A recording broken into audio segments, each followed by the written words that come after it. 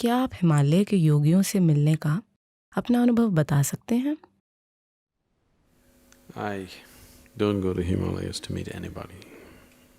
मैं हिमालय किसी से मिलने के लिए नहीं जाता।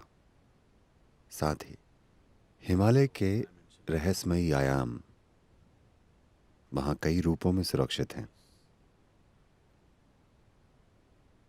कई कई कई शायद दुनिया में दूसरी कोई जगह नहीं है। दुनिया के हर हिस्से में ऐसी जगहें हैं जहाँ कुछ लोगों ने अपने आसपास कुछ ऊर्जा और कुछ स्थितियाँ छोड़ी हैं जो हमेशा मौजूद रहेंगी। मगर मुझे नहीं लगता, मैं हर जगह घूमा हूँ, कोई दूसरी ऐसी जगह नहीं है जिसने इतने दिव्यदर्शी महापुरुष देखे हों जितने हिमालय ने देखे। दुनिया में दूसरी कोई जगह ऐसी नहीं है। अगर आप उसके प्रति संवेदनशील हैं तो वो सिर्फ एक पहाड़ नहीं है, वो कुछ और है। ये आपका विश्वास नहीं है। I'm not talking about believing Himalayas are sacred or whatever. मैं हिमालय को पवित्र या उसे कुछ मानने की बात नहीं कर रहा हूँ। कई योगियों और दिव्यदर्शियों ने कभी ना बोलने, कभी ना सिखाने का रास्ता चुना, मगर साझा करने की उनकी चाह कम नहीं थी। तो वे अपना काम एक अलग रूप में छोड़ते हैं।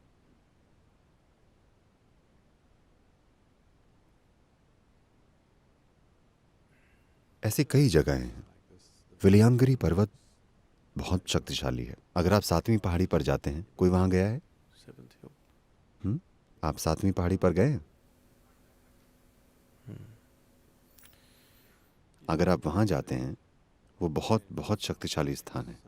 कुछ योगियों ने उस स्थिति को इस तरह से छोड़ा कि वो पूरा स्थान जबरदस्त तरीके से स्पंदित होता है। अगर आप वहां जाते हैं, अगर आप थोड़े संवेदनशील हैं, तो वो आपकी रीढ़ की जड़ से आपको हिला देगा।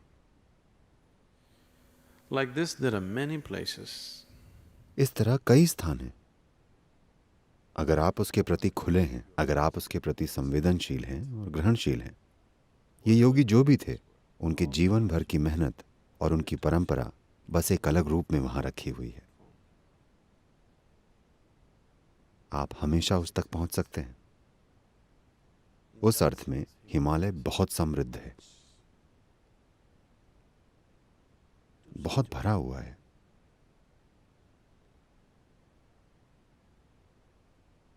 केदार के आसपास के स्थान, युक्तेश्वर और दूसरे स्थानों ने बहुत से जीवों को देखा है। देखिए, अगर आप अपने शरीर से काम करते हैं, अगर आप अपने मसल्स का इस्तेमाल करके काम करते हैं, तो आपके काम का जीवन काल एक निश्चित लंबाई का होता है। उसके बाद वो खत्म हो जाता है। वे सारे अरबों खरबों लोग जो आपके और मेरे आने से पहले इस धरती पर रहते थे,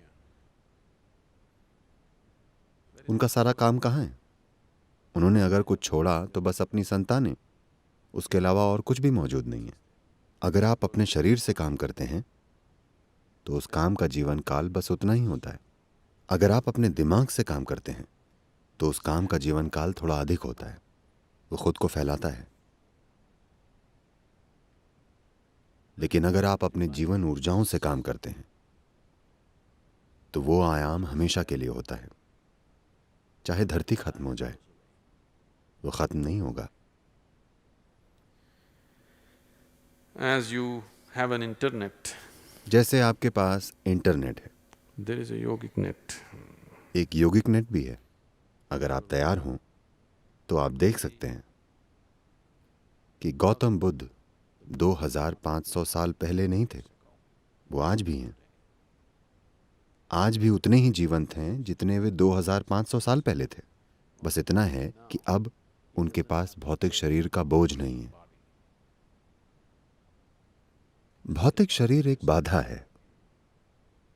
भौतिक शरीर के जरिए जो भी आता है उसके साथ आपकी पसंद नापसंद होगी, है ना? तो भौतिक प्रक्रिया से मुक्त होने के बाद वो और भी शक्तिशाली और असरदार बन जाता है।